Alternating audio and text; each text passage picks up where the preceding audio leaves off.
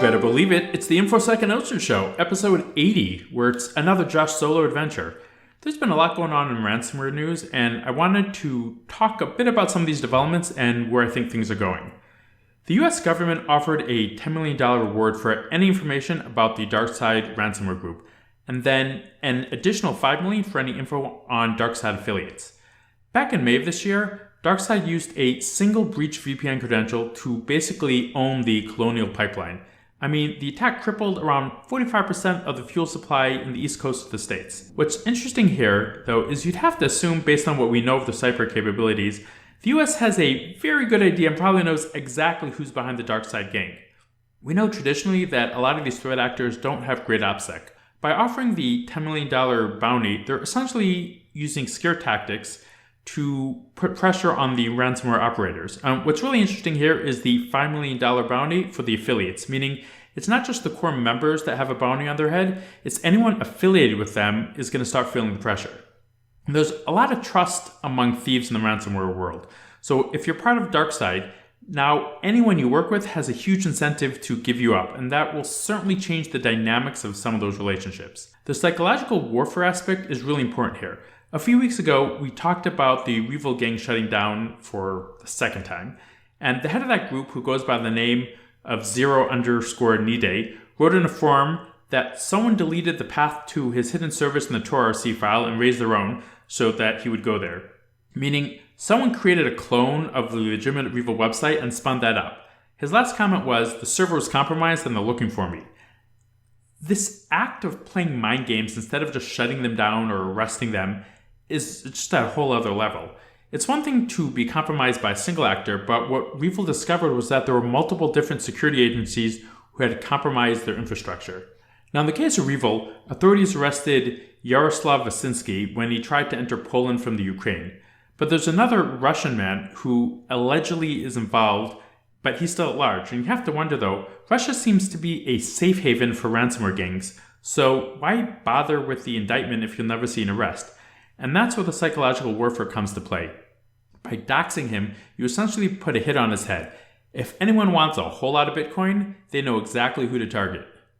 Now, fear seems to be a common theme today, and here's another great example. And I should preface this with, a few months ago we launched our dark web API. And when people ask me about the use case for it, I often mention double extortion, meaning companies get hit with ransomware and pay once to decrypt the data, and then the gang demands a second ransom for them not to share that data that they stole.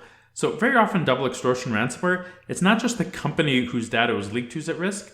The breached data often contains other companies or individuals' data, which can be even more valuable. The Conti gang recently issued an apology to Saudi Arabia, the UAE, and Qatar royal families, and specifically to Prince Mohammed bin Salman, after their data was released as part of an attack against Graph, which is a UK-based jewelry store. Conti claimed they had around 69,000 documents from the jeweler's data, including customer information.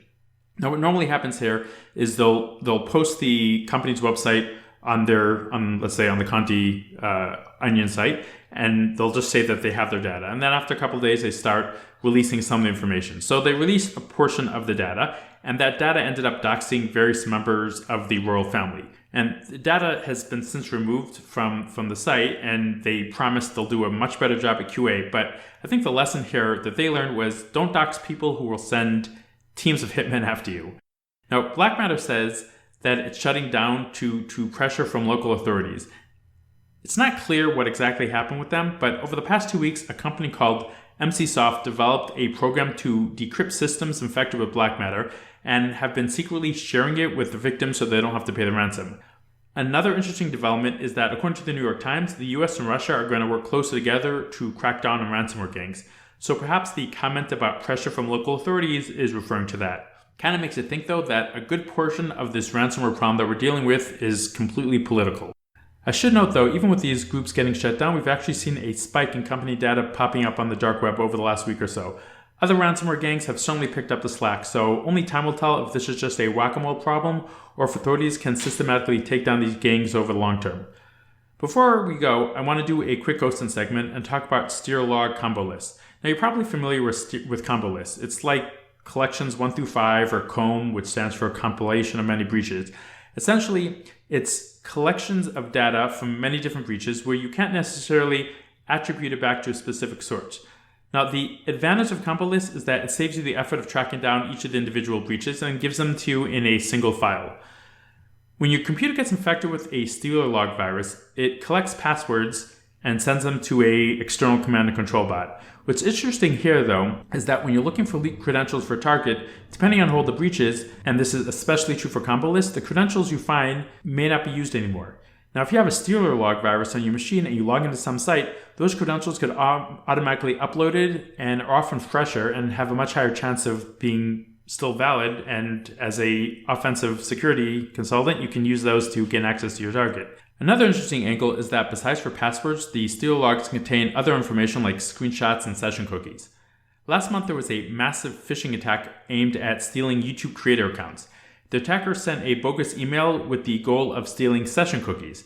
Now, the big advantage of a session cookie over a password is that they can be used to bypass 2FA, meaning, depending on the back-end implementation, you can often hijack a session with a valid session token, which, if you tried the same thing with leaked credentials, you may need a secondary phishing attack to steal the 2FA token to get past authentication. Now, these logs are sold and traded on various criminal marketplaces, and from an offensive or investigative perspective, having access to the screenshots of your target machine or really fresh credentials is often a goldmine within an engagement. Threat actors who collect Stealer logs are now creating combo lists and sharing and selling them.